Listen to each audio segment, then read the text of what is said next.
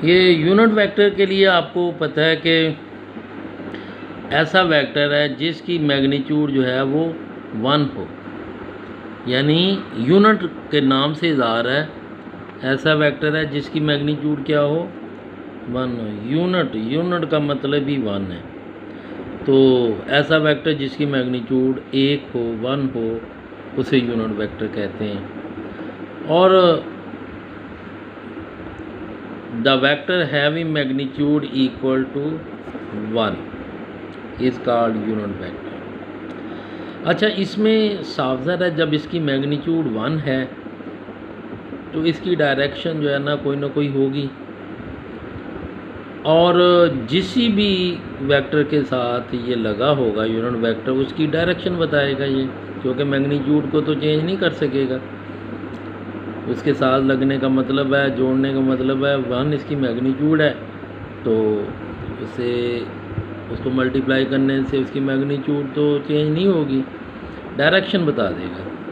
इसलिए हम कहते हैं it gives us required direction. ये हमें जो डायरेक्शन चाहिए उसके मतलब हमें बताता है।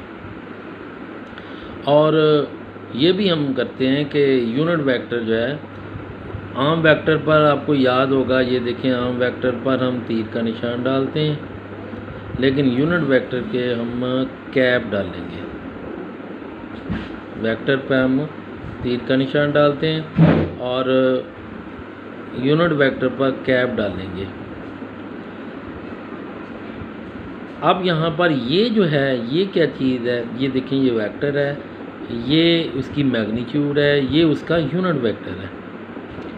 यानी वेक्टर की मैग्नीट्यूड को उसके यूनिट वेक्टर से मल्टीप्लाई कर दिया जाए तो कंप्लीट वेक्टर हो जाता है। ये इसकी मैग्नीट्यूड है और इसकी मैग्नीट्यूड तो 1 है, ये इसे मल्टीप्लाई करेगा तो वो तो वही रहनी है, लेकिन इस वेक्टर की ये डायरेक्शन बता देगा। तो तय हुआ यूनिट वेक्टर असल में किसी वेक्टर की डायरेक्शन के बताने के लिए इस्तेमाल होती है। अच्छा, अब यहाँ पर ये है,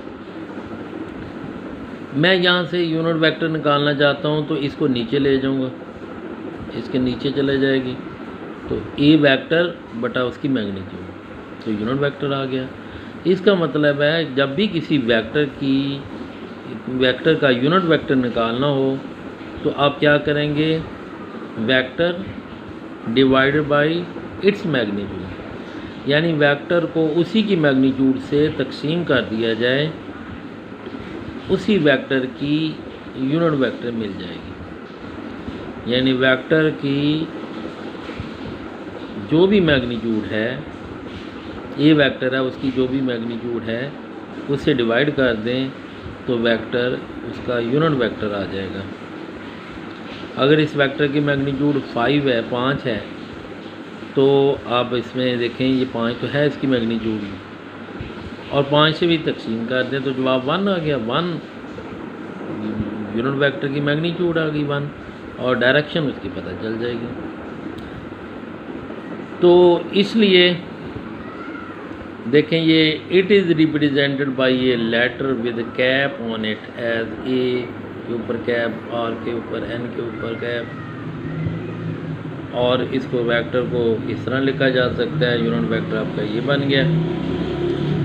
अच्छा, कुछ आपने इस तरह किया है, आपको ये तो पता ही है कि एक्स एक्सिस होता है, वाई एक्सिस होता है और जी एक्सिस होता है।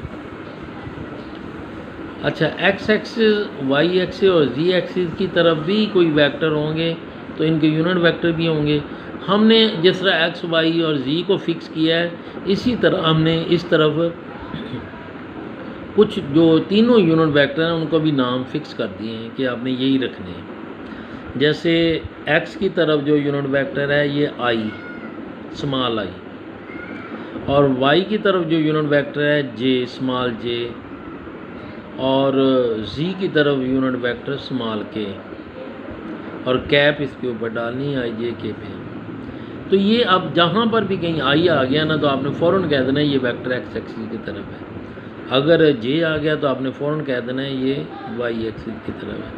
अगर के आ गया तो आपने फ़ौरन कह देना है ये वेक्टर ही जी एक्सिस की तरफ है।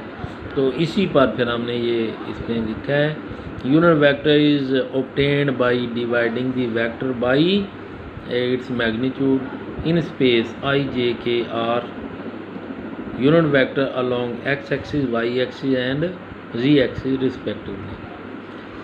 अच्छा, अब यहाँ पर देखें, अगर मैं कहता हूँ कि ये फर्ज करो कोई वेक्टर है, ये ए वेक्टर है और ये 5i लिखा हुआ है इसमें, इसका मतलब है ये वेक्टर जो है इसकी मैग्नीट्यूड 5 है और ये है किस तरफ है, एक्स एक्सिस की तरफ है। अगर इसकी जगह जे होता तो ये वाई एक्स की तरफ है, अगर इधर के होता तो ये जी एक्सिस की तरफ है। तो इस तरह हम आई जे के इस्तेमाल से तमाम वेक्टर की वजाहत कर सकते हैं कि ये डायरेक्शन बता सकते हैं। हाँ जी, अब नेक्स्ट एक डेफिनेशन है नल वेक्टर की। नल वेक्टर या हम इसे ज़ीरो वेक्टर भी कहते हैं, नल वेक्टर या ज़ीरो वेक्टर।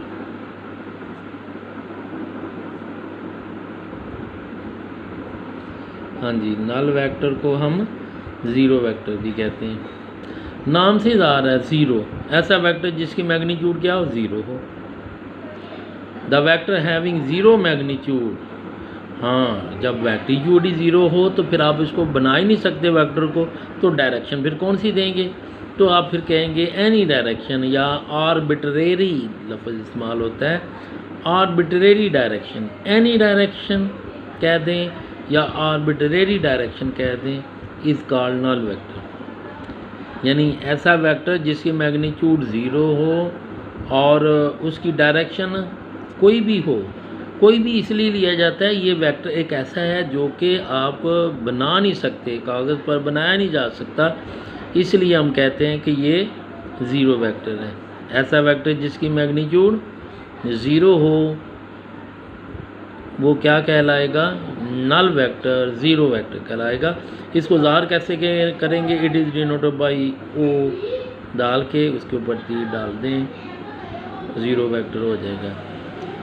अच्छा, अगर हम मिसाल के तौर पर एक वेक्टर है ए और उसी का ये नेगेटिव वेक्टर है, आपको पता है दोनों की ये मैग्नीट्यूड सेम होती है लेकिन डायरेक्शन ऑपोजिट है, इनको अगर आप जमा करेंगे तो जवाब हमेशा ज़ीरो ही आना है और ज़ीरो को आप ज़ीरो वेक्टर कह देंगे। यानी कोई भी वेक्टर का उसका नेगेटिव वेक्टर के साथ जमा किया जाए तो ज़ीरो आना है, वो ज़ीरो वेक्टर है। For example the sum of vector and its negative vector is a null vector, वो हमेशा क्या आएगा, नल वेक्टर होगा। वेक्टर को उसके नेगेटिव वेक्टर से ज़रब दें, जमा करें तो हमेशा नल वेक्टर है। तो ऐसा वेक्टर जिसकी मैग्नीट्यूड ज़ीरो हो, इसको कागज़ पर नहीं बनाया जा सकता, इसकी डायरेक्शन नहीं ज़ाहिर की जा सकती, क्योंकि वेक्टर है तो फिर कोई ना कोई तो देनी है डायरेक्शन, इसलिए कह देते हैं एनी आर्बिट्रेरी डायरेक्शन। ठीक है बेटा। अब इसके बाद एक डेफिनेशन है इक्वल वेक्टर्स। अच्छा, इक्वल वेक्टर्स के लिए इक्वल से नाम से ही पता चल रहा है ऐसे वेक्टर जिसकी मैग्नीट्यूड इक्वल होगी और डायरेक्शन भी सेम होगी, सेम मैग्नीट्यूड सेम डायरेक्शन, उनको इक्वल वेक्टर कह देंगे। मिसाल के तौर पर देखें, ये ई वेक्टर है, ये बी वेक्टर है। अच्छा, दोनों की लाइन की लंबाइयाँ सेम है, इसका मतलब मैग्नीट्यूड सेम है और इनकी डायरेक्शन भी सेम है, तो ये दोनों आपके क्या हैं, इक्वल वेक्टर्स हैं। तो डेफिनेशन बड़ी आसान सी हुई, two vector which have same magnitude and direction are called equal vector. दोनों की मैग्नीट्यूड सेम है, डायरेक्शन भी सेम है, तो ये आपके वेक्टर्स कौन से होंगे, इक्वल वेक्टर्स होंगे। दोनों की मैग्नीट्यूड भी सेम है, डायरेक्शन भी सेम है, तो ये वेक्टर्स कौन से हैं, इक्वल वेक्टर।